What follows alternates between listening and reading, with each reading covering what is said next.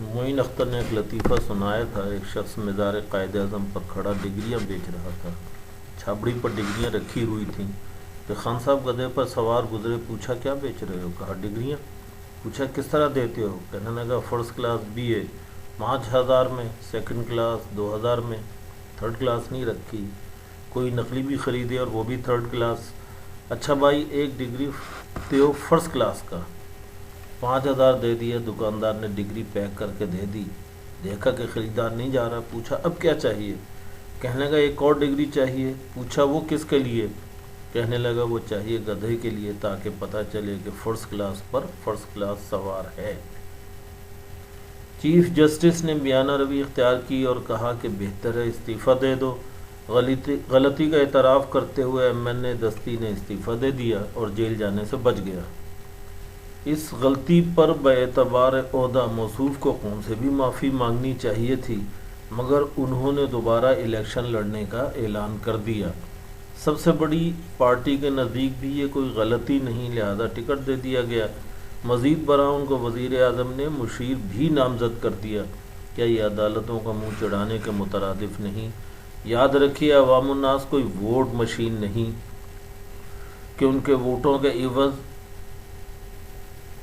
یہ ان کو کچھ بھی دینے میں ناکام ہو چکے ہیں۔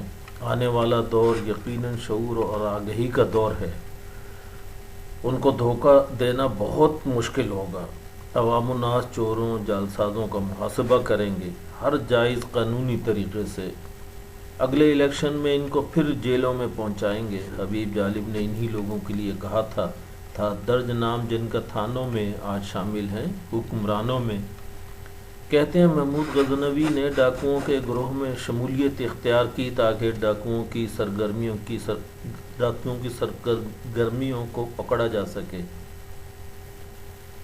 سب ڈاکوؤں نے اپنے اپنے ہنر گنوائے۔ کسی نے بتایا کہ وہ تالے کھولنے کا ماہر ہے، اور ایک دوسرے ڈاکو نے بتایا کہ وہ بڑی سے بڑی فصیل عبور کرنے کا ماہر ہے۔ تیسرے نے بتایا کہ وہ خزانے سونگھ کر بتا سکتا ہے کہ یہاں پر خزانہ ہے۔ محمود غزنوی نے اپنا ہنر بتایا کہ جو ڈاکو پھانسی کی سزا پائے گا اس کی گردن کے اشارے سے وہ چھوٹ جائے گا۔ آج کے دور کے ہنر بند بھی اسی طرح کے ہنروں میں ماہر ہیں۔ کوئی کمیشن کا ماہر ہے، کوئی رشوت کا ماہر ہے، کوئی جعلی ڈگری کا ماہر ہے۔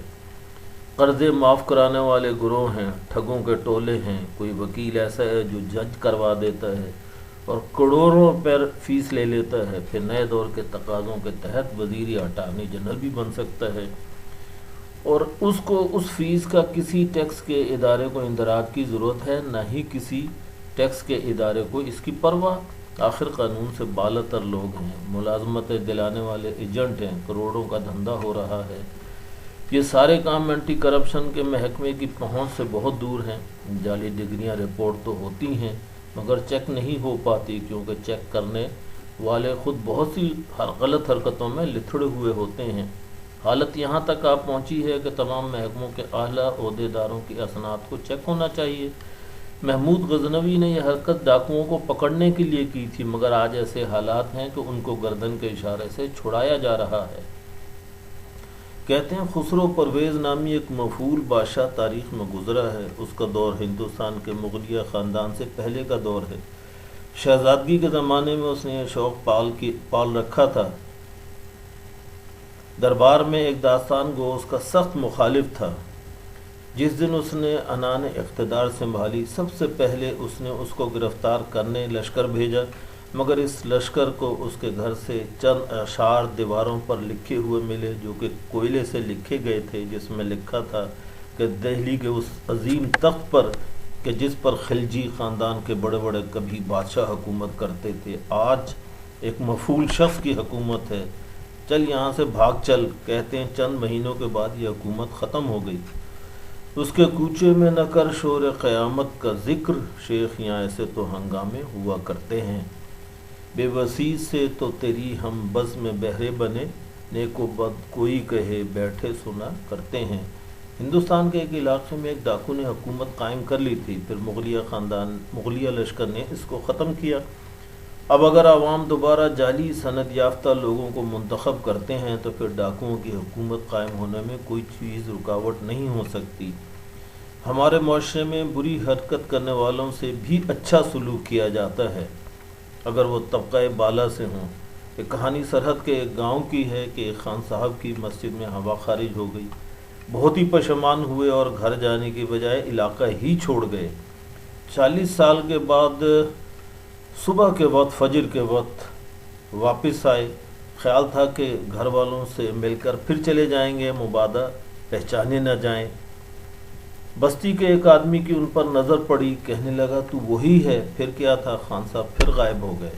اب اس نے نامعلوم کس لیے کہا تھا تو وہی ہے، مگر ایک آدمی جس کو شرم ہوتی ہے وہ اس شرم کا خیال رکھتا ہے۔ تھامس ہارڈی کی ٹیس آف ڈی اربر ویلی جو ڈیوک اس سے زیادتی کرتا ہے، وہ بعد میں پادری کا روپ دھار لیتا ہے، بڑی شہرت پاتا ہے، لیکن جب ٹیس کو پتہ چلتا ہے وہ واز میں جا کر اس کے سامنے بیٹھ جاتی ہے اور زبان حال سے کہتی ہے تو وہی ہے۔